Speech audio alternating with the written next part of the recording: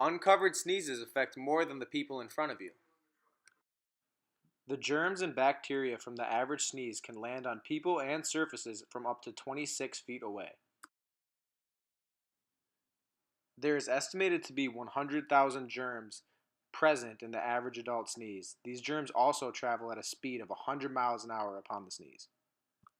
By sneezing into our arm, we can lessen the extent of airborne germs in our air.